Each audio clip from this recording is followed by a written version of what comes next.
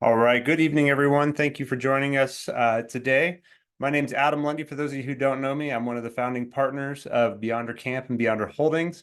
We're doing a slightly different format from what we normally do this time of year. Typically, we give a webinar geared just to our investor audience and one geared just to our campground owner and manager audience. This year, we're combining this. We're doing our first combined outdoor hospitality industry outlook for 2024. Based on a lot of what we've seen in 2023, it's really been an interesting year for those who are either current owners or managers or even investors in the space. Certainly we've seen a lot of change, and we don't expect that that's going to be much different going into 2024, at least as far as the change trajectory goes. We've got one other team member here with us tonight. Ramesh Nachpanzan Ramesh is from our Beyonder Holdings side. He's on our investor relations team. Ramesh, how are you doing? Yeah, pretty good, Adam. Thank you. All right, perfect.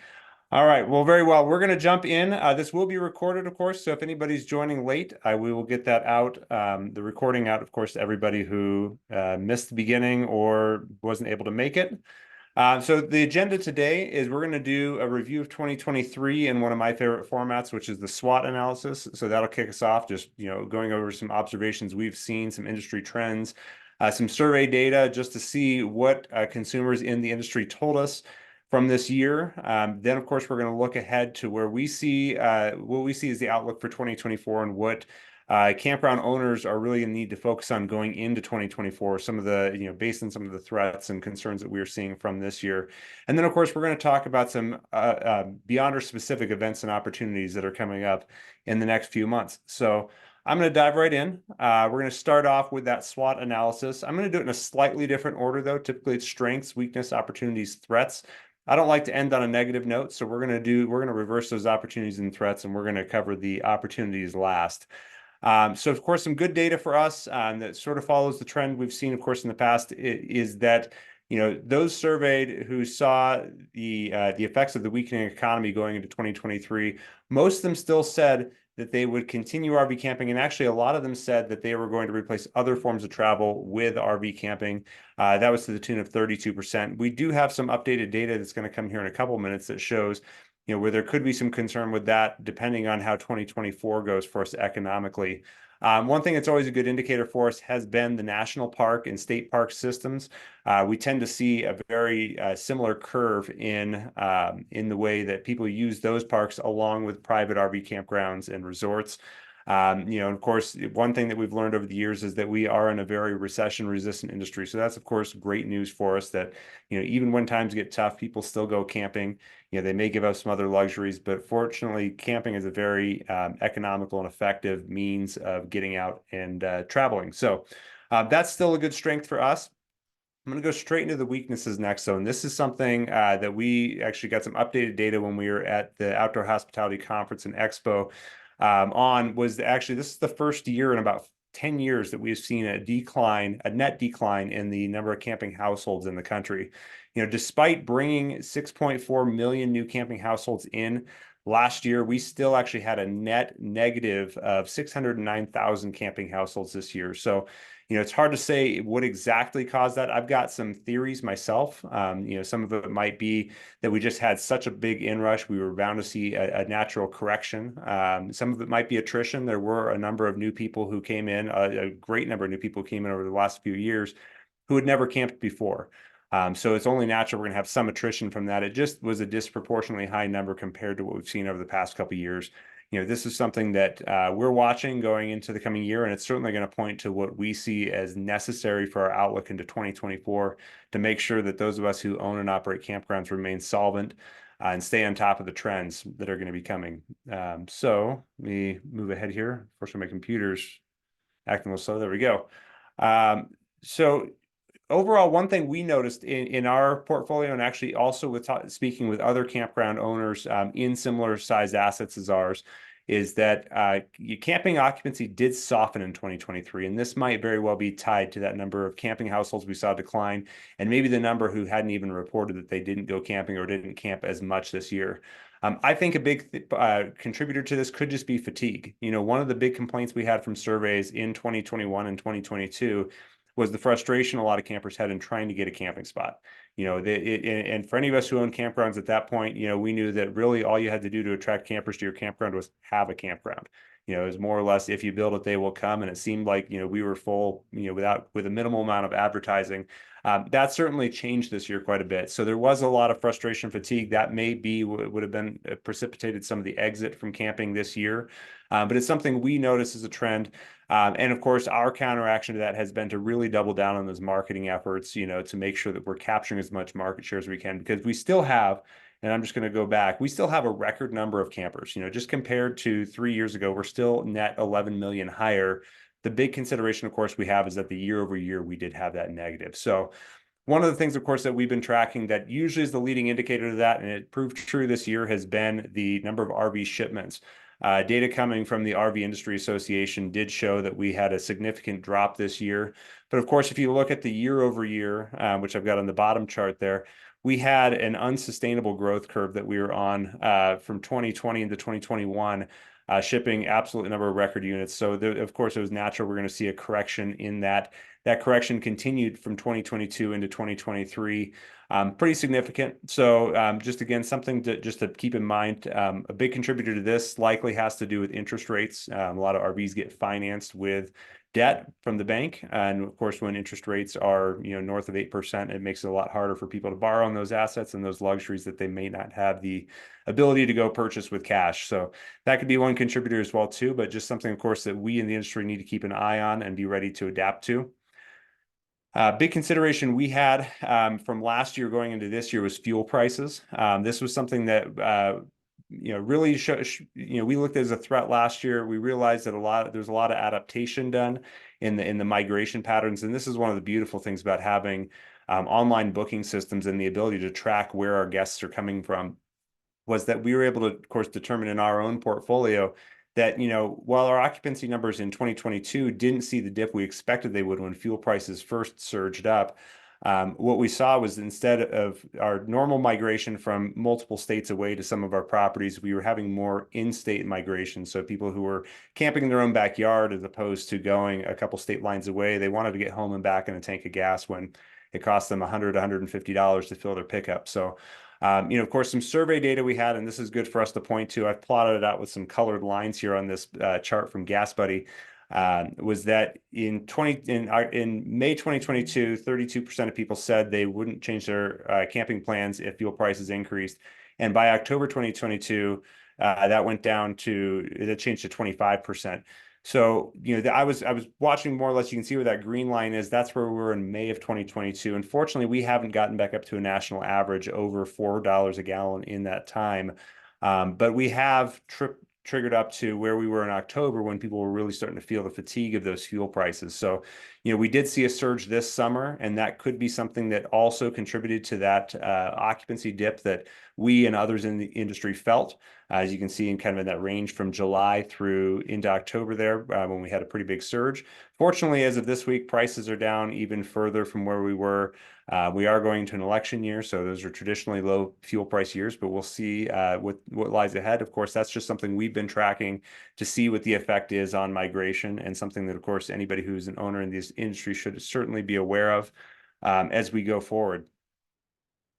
Some of the threats, of course, that we're considering, this is, again, now moving forward to, the coming year. And of course, if we continue into the economic depressions that we've been seeing this year, those same numbers I gave before, 35% of people said they would use RV over other forms of travel. 20% said they wouldn't change their planned RV trips. However, that said, there is some softening in that space. And of course, some of this is attributed to other forms of travel becoming more cheaper and more accessible. Airline ticket prices, which were a big point that we had last year in keeping RV travel up. Airline ticket prices have gone down nationally, which has pushed airline travel up 10%. Hotels have seen a 6% spike this year. So some people that, like I said, are moving out of RV camping into that space. Again, not to say that RV camping is on a downward trend by any means. We are just maybe not seeing the same demand we saw a couple of years ago. And this is really the opportunity for us as we look forward to consider how we're going to be marketing to those users that are in the space to make sure that we're getting their attention.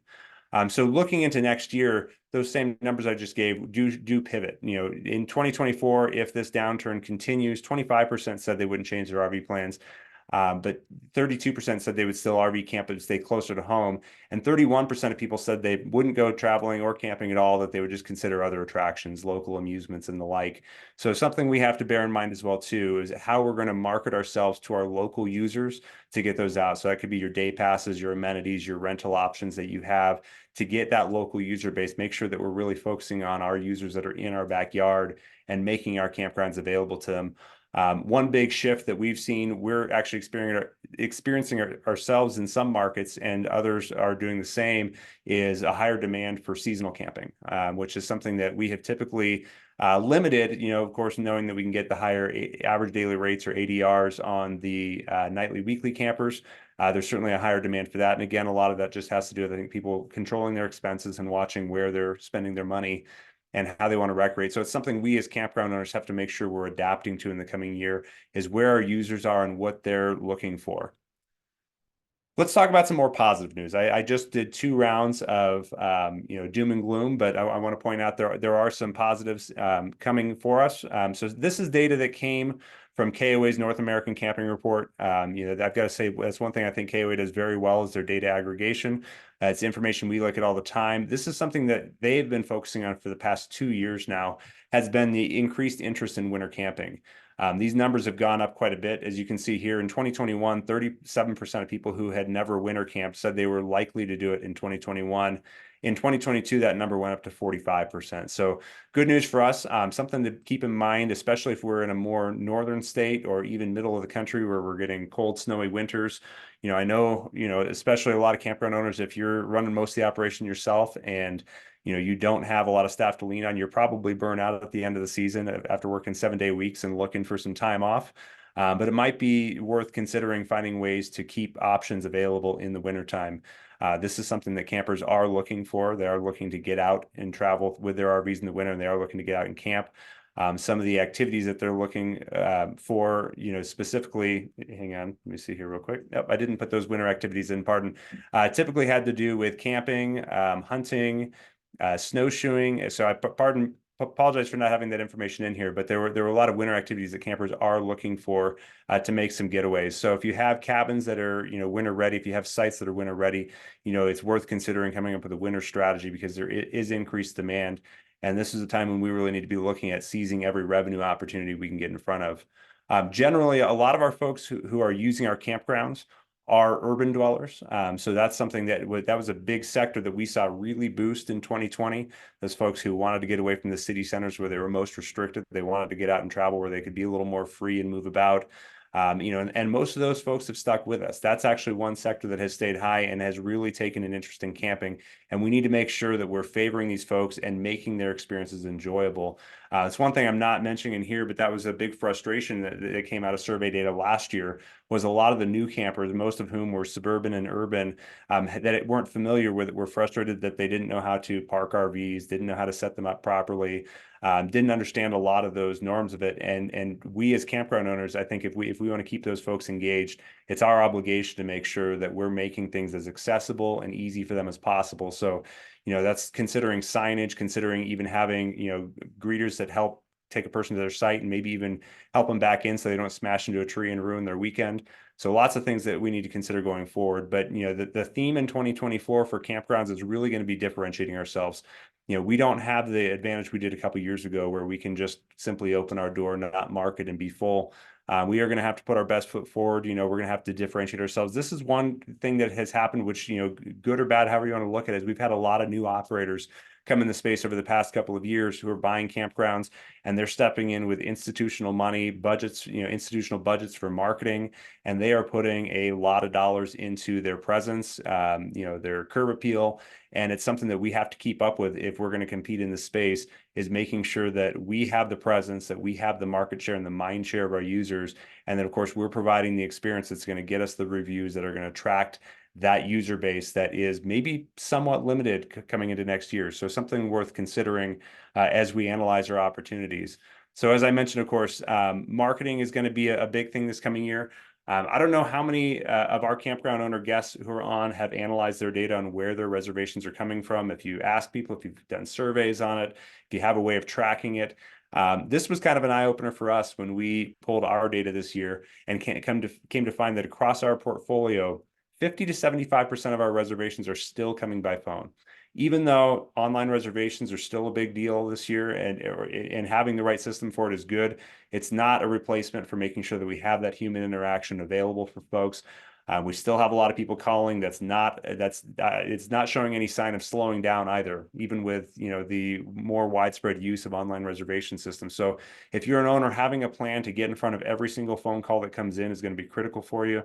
We still have the users that are driving down the road looking for a place, and if you don't answer, they're on to the next one. So that's something that's worth considering. And if you are maybe a mom and pop operator and you don't have the ability to pick up every phone call because you're doing all the jobs, it might be worth considering getting an answering service or somebody who can field those calls for you to make sure that you're in front of every single revenue opportunity in your campground. Like I said, I'm going to harp on it again, but marketing budgets are going to be a critical thing in the coming year. Most reservations, and when I say most, the overwhelming majority are coming through Google searches. Social media is a second, but still the Google searches are going to be the main way that people are finding us. So we have to make sure we have a strong online presence. We have to make sure that when people are looking for a campground in your area, that you're coming up on the top of their list. This has been something we've put an extra heavy focus on this coming years, making sure that when you search for campgrounds in the cities we're in, that we come up. That's going to be crucial for us in making sure that we're capturing those younger users. Well, I should say all users, but specifically the younger users who that is primarily going to be the only way they find us. I don't see too many people who are still carrying around the big Good Sam books anymore, even though that's one of my favorite tools. So. All right. That said, well, 2023 is almost less than a month left before it's over, and we're going to be looking ahead into 2024 soon. So I'm going to share some of the things that we're looking at economically and operationally going into the coming year that would be of benefit and consideration for anyone who is a campground owner, an aspiring owner, or an investor, just to keep in mind and to understand where things are headed. So the industry is evolving. The moms and pops who are in the space, those independent operators really need to significantly increase those marketing efforts. Gosh, I'm going to say that a lot tonight. We could probably make a drinking game out of it, but marketing is going to be the name of the game in the coming year. Online reservations are mandatory, but like I said, those phone reservations are going to be absolutely critical. Like I said, our top property has taken 75% of its reservations over the phone, which just is totally mind-blowing in this day and age. But like I said, we can't we can't tell our guests they have to go use our online systems. We have to adapt to the communication tools and methods that they are using. So that's going to be imperative, is just making sure that there's always somebody to answer that phone. And I'm going to take that one step further, is making sure that that person is trained to properly close a sale. This is sales. I know that's a four-letter word depending on who you talk to, but it's important that somebody knows how to take somebody who's a price shopper and actually convert them into a closed reservation.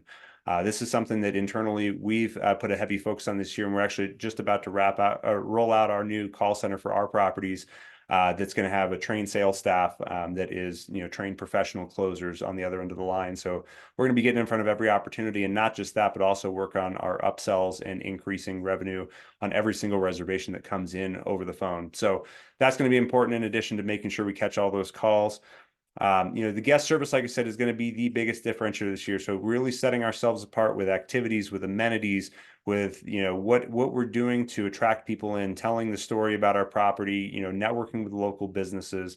If you're not already a member of your Chamber of Commerce, if you're not already in with all your local, neighboring businesses, making sure that we have those connections made, so that we have our tentacles in every arm of our community, make sure that people know that we're the place to go when they want to schedule an event, plan a party, a wedding, what have you. We want to be the focal points of our communities. That's going to be a critical thing going into 2024.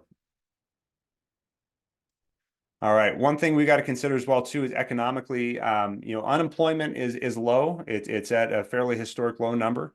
And then I don't know how many campground owners have felt the pinch of trying to get good talent this year. It's something that we've been experiencing year over year, but this year has been particularly hard. getting folks in. It's just because there aren't a lot of people who are looking for jobs right now. Most of them are employed. We don't have lines of people lined up, and the ones we do get, it's very very small percentage of those are qualified for the position. That's going to continue into the coming year. We're going to continue to have to compete with larger national employers, and of course, when we do get good talent, it's certainly going to cost us. So making sure that we're budgeting appropriately for that. And one big consideration, of course, that's going to come with that is making sure that we're controlling those labor costs. If we're paying more for our talent, we might not be able to staff ourselves quite as heavily as we have been doing in the past. So that's something to consider as well too, is making sure that we're really assessing the needs of our properties and staffing accordingly, and then being okay with the practice of making cuts when needed to get those labor costs down and make sure that we're staying within our budgets in the coming year. One thing, of course, interest rates have been high. The Fed hiked rates, and of course, bank interest rates tend to follow those. So new park purchases and developments, are expected to continue remaining sluggish into the coming year, as interest rates are, likely to stay where they are for at least the foreseeable future. One big consideration we have is for operators who got in the past couple of years, who might have used short-term debt or debt with adjustable rates, is this could be a challenging year ahead. And this is something that may affect RV park owners who are looking at potentially selling or even refinancing their debt in the coming year. But certainly if they're looking to sell or move on from their property, is that the market may become flooded if some of that debt comes mature this year, or if those interest rates get to a point where it tips those operators out of their operations. So that's something to consider this year. It is good news for buyers, of course. For buyers who are coming to the space, if we do end up with a market flooded with opportunities, it will drive the cap rates up and it will bring the prices down. So if you're somebody who's looking to get into the space, there could be a lot of great opportunity ahead in the first couple of quarters. But for those who are in the space, it could be a challenging couple of quarters if they don't have the right bank loans in place going into next year.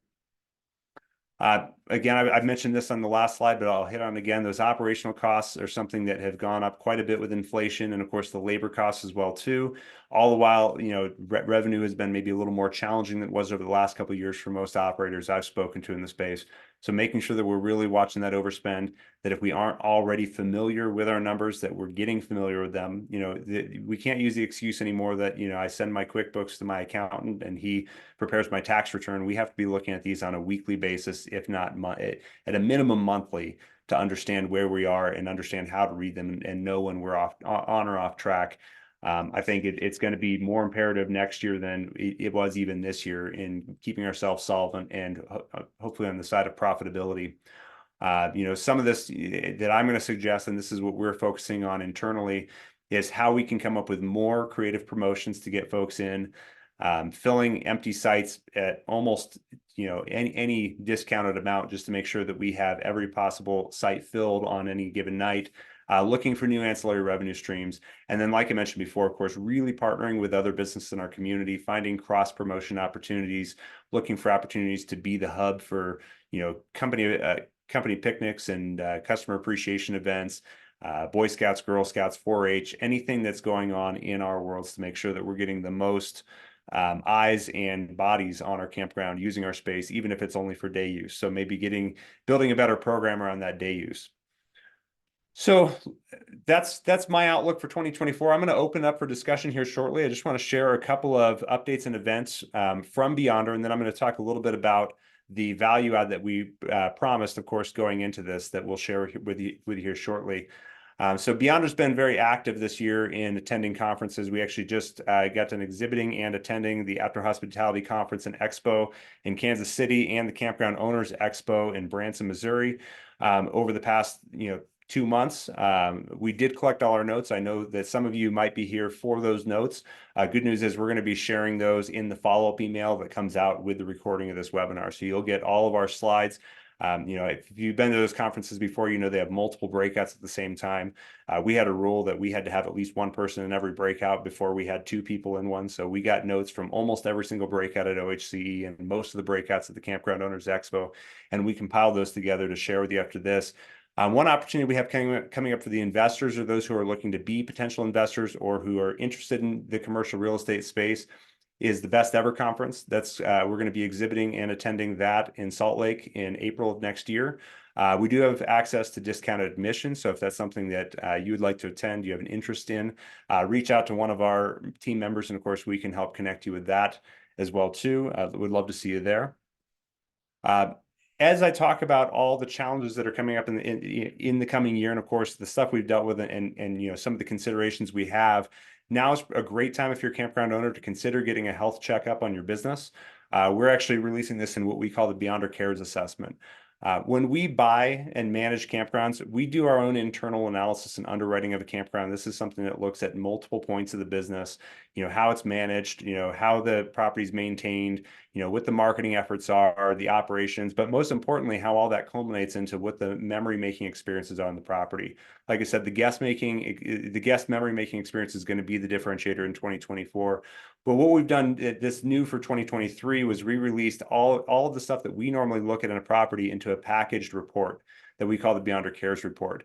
This is something that we make accessible for campground owners. It's a value add. It's a gift from us. It's what this is. What I equate it to is when you take your car in for an oil change, and you get that 100-point report at the end where they give you the green, yellow, red, and tell you, that your battery's good, but your coolant needs to be changed, and all those little points that you might not know about your car. This is a very similar report for your business. We look at your campground on 28 different data points. Based on your results from the data you give us, we give you scores in different areas to let you know where you're winning and where you could be doing a little bit better. This is going to be a critical tool for campground owners, like I said, going into 2024. This is going to be something that we can use to get you back a custom summary of again, what we see as the opportunities in your business, but we're also going to provide you with it as well, too, as an opinion of value. Based on industry standard trends, what we think your business is worth. This is a great way to understand where you're at today. And whether you're looking to sell soon, or if you're not planning on selling in the next 20 years, I encourage always being prepared to sell and always having your business in a position that if you had a critical health event or a major life event come up that it took you out of the business, that you'd be in a position that you could comfortably walk away and capture as much of the value as you've built in your business. So having this awareness now is absolutely worth it. It's something we provide, like I said, free of charge for campground owners who are interested in taking the assessment at beyondercamp.com/go.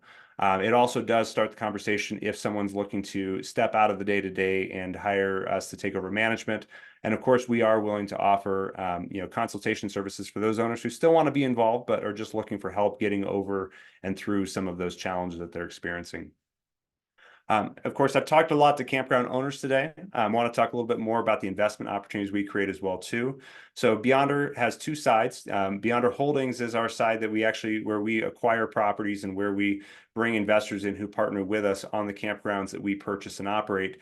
So for those campground owners who are here, you trust and know this asset class already. This is a space that you're in. It's a business you understand.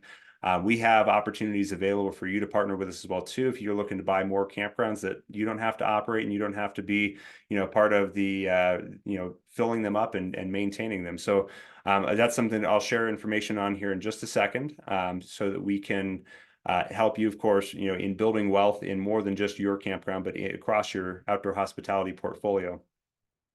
Finally, the last update I want to share is something that we have. This is the first time I'm releasing this going into 2024. Is we're going to be releasing a new program called Campground Catalyst. This is a multifaceted effort.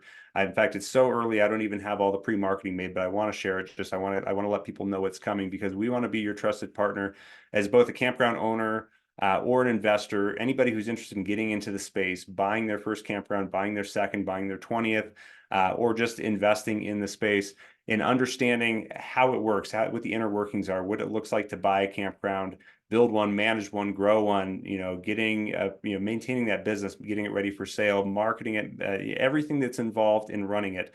And then, of course, more importantly, building that legacy that you can pass on from all your hard work and effort. This is going to be coming in the form of a podcast, an online community that's going to be rolling out that pairs with the podcast. And we're even planning a mastermind in 2024 to bring campground owners and investors together to help elevate ourselves in the outdoor hospitality industry. So these are some of the updates we have coming and some of the offerings. I'll share the links here at the end, but I did want to open the floor up for any discussion or any questions that might have arisen from any of our owners who are present, investors, or anybody who just wants to chat with us. So we can leave the floor open for that. Or if you have something you want to put in the chat, you can put it in there as well, too.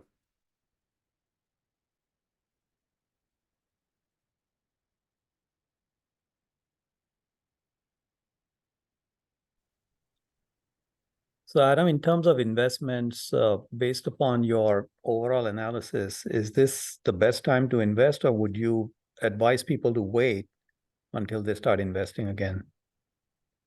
That's a great question. As far as investing, I think I'd keep an eye out for the right opportunity. I'd scrutinize the opportunities that come up and make sure that they, fit your expectations of what you're looking to achieve.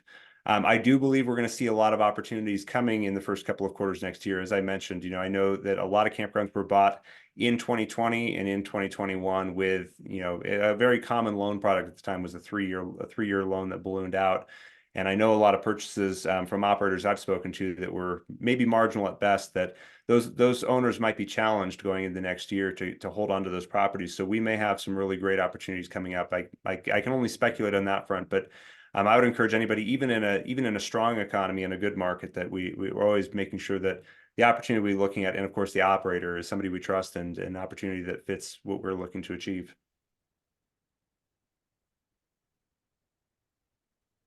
So you would say yes, this is a good time? I would say yes, as long as the opportunity I'm looking at is the right one. I'll share the current opportunity Beyond Our Holdings has is our outdoor hospitality Sun and Fund. And what's nice about that is we have opportunities in there right now to collect depreciation this year. And of course, we have the ability then for any investments that are placed this year to allocate those into, or to make purchases with those when the right opportunities arise. So that money can sit there for a year, which I believe we're going to have opportunities coming up here soon. We've got a very full pipeline of upcoming deals. So yes, we will have great investment opportunities personally this coming year. And then of course, like I mentioned, we do have depreciation a bit available now for those who are looking to offset some of their earned income this year. Okay.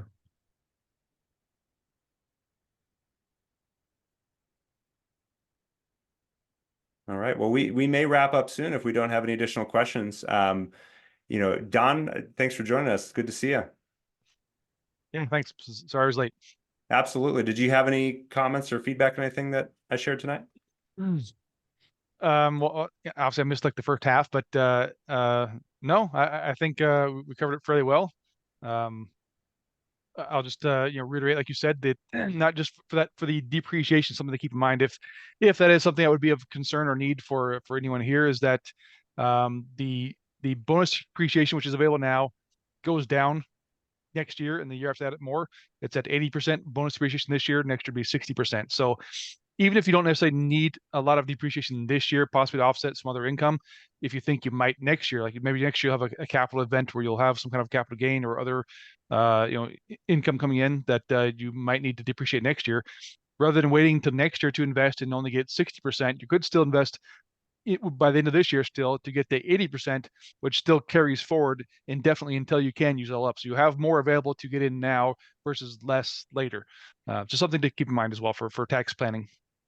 That's a really good point, Don. Yeah, one thing that did change in 2020 is you can no longer apply your depreciation backward, but you can carry it forward into future years. So, even if maybe this year wasn't your highest earning year, if you expect next year could be a strong year for that, it's good to have that available to make sure that you're paying little or no taxes. For any contribution going in now, if there is no project to be invested, does it just stay in there without any movement, or does it get invested no matter what? So with the fund that we have right now, which for those who aren't familiar, is the Outdoor Hospitality Sun and Fund, that can be seen in our portal at investors.beyondercamp.com. This is a more unique vehicle in this space as opposed to being a single property. It is a multi-property fund and portfolio. So the question relates to that specifically. That money will likely not sit stagnant for long. We have a number of opportunities we're looking at right now, and as soon as we have the right one that meets the criteria of that fund, it will be deployed into one of the upcoming opportunities. So, but if we did have any remaining funds that were unable to be allocated, we would look to return those. Okay.